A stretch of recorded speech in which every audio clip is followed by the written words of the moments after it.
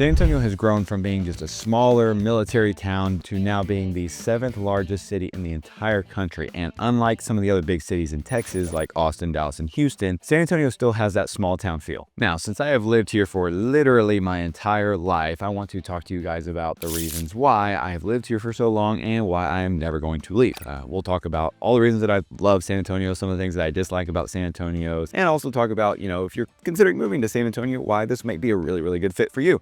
So make sure you stick around all the way to the end to find out if San Antonio is the right place for you to move to, or maybe it's not. Let me start off with why I have never left San Antonio, even though I could have moved anywhere in the country, realistically. For me personally, San Antonio, again, I've already mentioned this, it does have that small town feel still. Even though it is a giant sprawling city, to me, there is still something about the cultural vibe of San Antonio that is not just big urban sprawl. When you drive into Austin and you see these skyscrapers going all over the place, and you drive into downtown Houston, it just takes 2 hours to get across town, right? Same thing with Dallas, Fort Worth area, how massive and just overgrown and urban it is, right? That San Antonio doesn't have that. Downtown area, you've got the Tower of the Americas, you've got the Alamo, you've got a few skyscrapers here and there.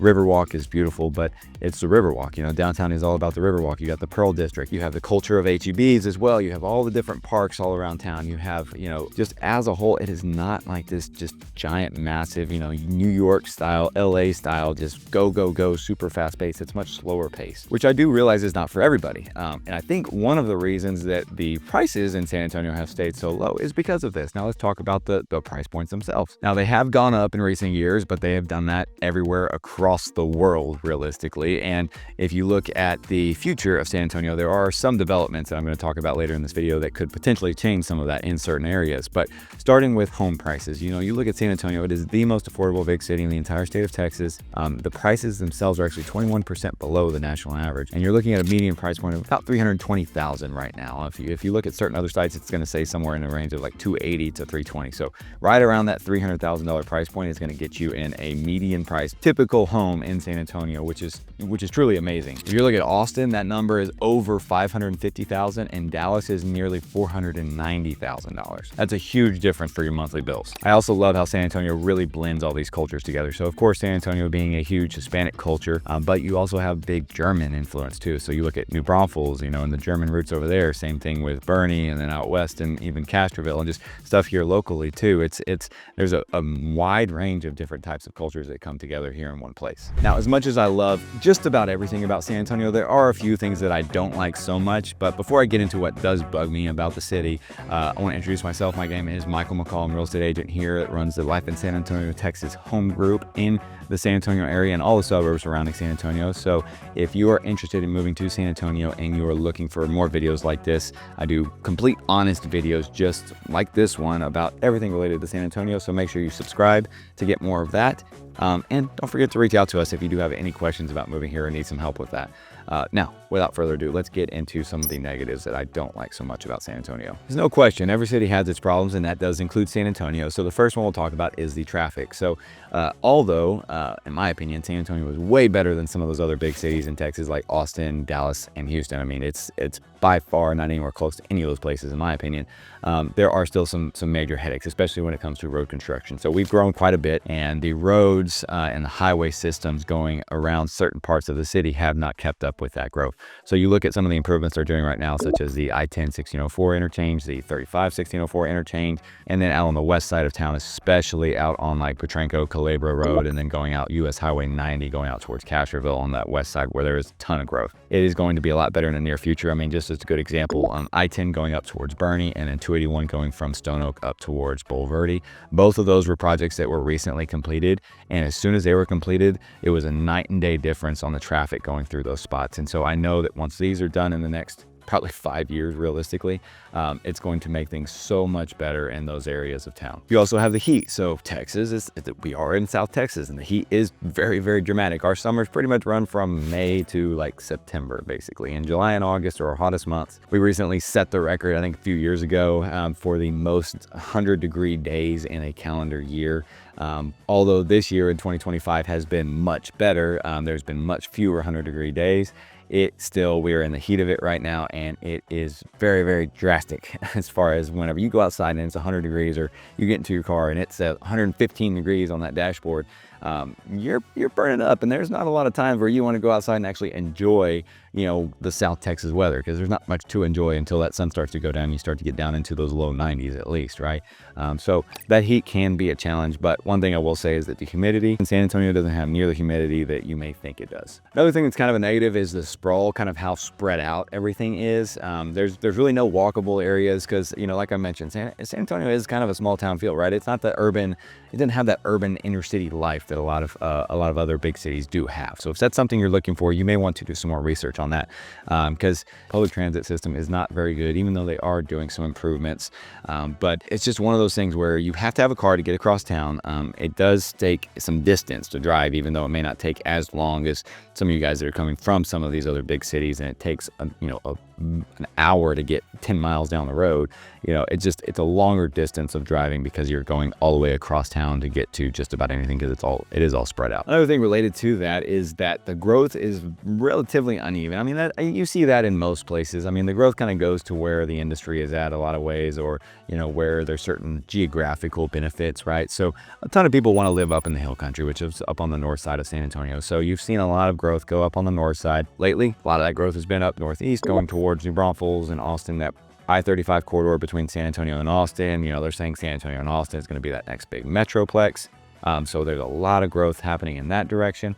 And on that far west side, because it's a little bit more flat out there, but you're still kind of in that hill country area, there is tons of growth spreading out west. But that leaves to some areas that have been somewhat forgotten. You look at the east, southeast, and south sides of San Antonio, and the development just hasn't been there long term. It's a little bit more arid, kind of a little drier out there. You got a lot more sandy soil, so it's just not as desirable of a geographic location. So maybe that's the reason that stuff hasn't grown that way. There's just not as many people that are wanting to be in those types of areas. But again, I don't see that being a big major thing, because they are starting to build in those areas, and a lot of reason is because it's more affordable than living up on the north side now. North side's very, very expensive compared to the rest of San Antonio, and the south side, southeast, and east sides are on the much more affordable range, and you'll see in some of these big neighborhoods starting to pop up in those locations too. Now, with these pros and cons in mind, let's talk about what may make you specifically want to move here or not move here. San Antonio isn't for everyone, but after helping hundreds of families move here, myself personally, I can tell you whether or not you're going to love San Antonio or whether it maybe isn't for you. So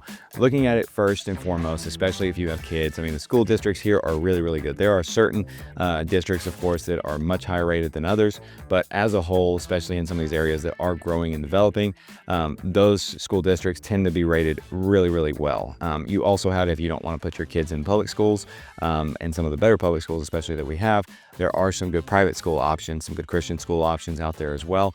And some people are, not really thinking about this yet, but if it's an opportunity that you have, there are some really good homeschool communities in the San Antonio area as well. Some of them are extremely large, like, there's a few that meet on Fridays, and they kind of have like a more school environment. They have, social events, they put on their own proms. Like, the homeschool thing is growing quite a bit, and there's a lot of good communities of different homeschool programs in the San Antonio area that you can start looking into as well. If you got a military connection, then of course, Military City, USA is always going to be a great place to live. Joint Base San Antonio, with all the different military bases around here, has all the the resources that you may need, whether you're active duty or retiring. If you're thinking about being stationed here and you got some options, or if you're just retiring and looking for a good place to call home as your final move, San Antonio is of course an outstanding place to move to. There is a very, very large amount of military presence here, both active duty and retired. I can tell you in my neighborhood, a small neighborhood of only 60 houses or so, about half of the people that live in my neighborhood are either retired or active duty, or civilian contractors still working with the military too. You also can't forget that if you are 100% disabled veteran, then you pay no property taxes whatsoever in Texas. If you're a socialite, you love to get involved with your neighborhoods, I can tell you that the culture of those communities is very, very tight. The neighborhood block parties are a big presence. I mean, on Halloween, there are people everywhere. They have the 4th of July parades, they have Christmas parades, they have, events in the parks where they have concerts and things, and the whole community comes out. So you have tons of those just scattered all throughout the city as well, and all throughout the area. San Antonio is also a surprisingly good place for young professionals. If you look at our top growing industries, that cybersecurity and tech industry and software development specifically is expected to grow 25% between now and 2031. And the average tech salary in San Antonio is $112,000. And that goes a really, really long way with this such a low cost of living. Some of the other big major industries, of course, you have the military, you know, that's obviously a huge one, but the next one is going to be healthcare. We have some of the biggest medical centers in all of South Texas, and they're building multiple giant hospitals all throughout the city, even right now as we speak. But on the flip side, for you young professionals out there, the nightlife isn't the best, but I will say that it depends on what you're really looking for and what your expectations are. For me personally, again, having lived here, there's way more nightlife than I ever want to handle, but that's just me. I'm kind of a more quiet country guy. I don't like to go out to the bars and everything, but I know plenty of people that do and really enjoy it, whether it's going to downtown New Braunfels or to Green or to the downtown San Antonio Pearl District.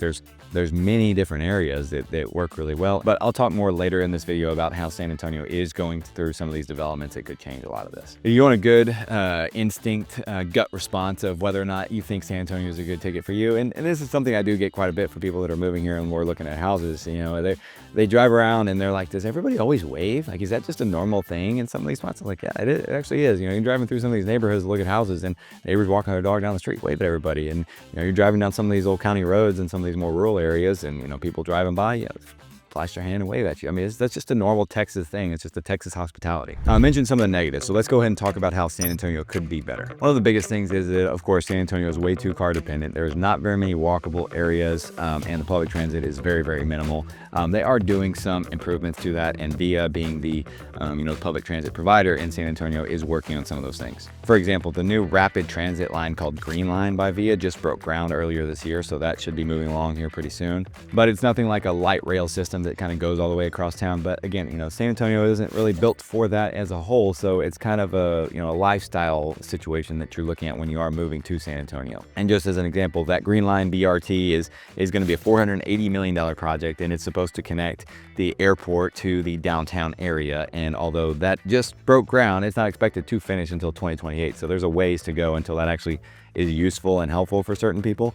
And it's just one spot. It's mainly just for people that are traveling from the airport, essentially. A lot of these developments are also made for, mostly people with cars just commuting. You know, they drive home, they stay home, and they don't really have any kind of city center or neighborhood centers where they can walk to go eat at a restaurant, just down the street, where they can go shopping in their neighborhood, where, they can, go to parks. And there's certain ones, such as, like you've got, Mayfair over there in New Braunfels that is coming in soon. And then you've got Mindy. So Mayfair itself is going to have commercial, shopping, parks, multiple parks, schools, everything. Same thing with Mindy. You've got, school already built there. You've got parks, you've got apartments, you've got commercial that's being developed. So those types of communities need to be more broad and kind of focused and pushed into certain areas of San Antonio, in my opinion. And we've already talked about the traffic and how some of the roads need to be kind of fixed, and they're working on that stuff. I think the construction that they're doing right now is really, really good. There's still a few other areas, some of those inner city streets that really need to be rethought as well, but they get pretty backed up, especially during rush hour. But